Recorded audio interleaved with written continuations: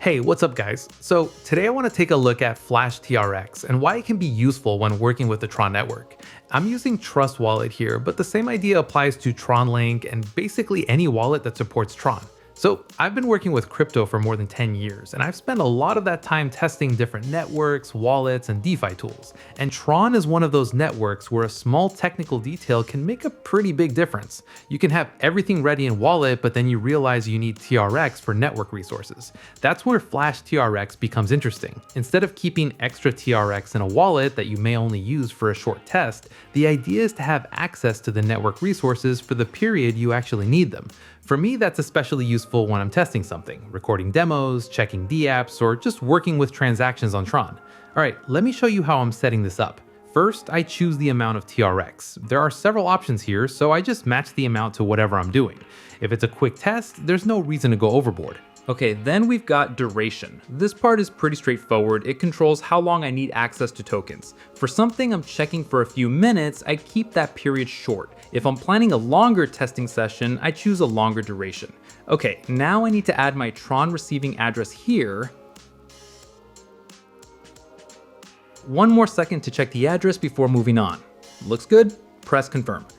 Okay, so here I can choose how to complete the transaction. I can connect my wallet through WalletConnect and approve it automatically, or select the token and network manually. Either way, it's fine. And I'll do it manually so it's easier to see exactly what's happening at each step.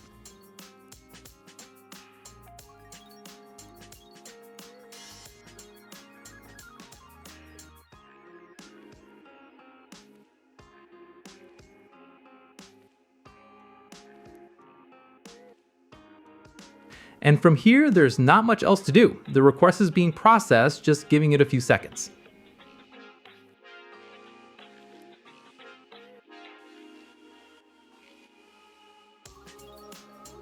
And there we go. TRX is now available in my wallet. So that's the basic idea behind Flash TRX. And what I like about this approach from a technical standpoint is the temporary side of it. If I'm testing something on Tron and only need tokens for a limited period, I don't necessarily need to keep extra TRX sitting in wallet afterward. I can work with what I need for the session and then move on.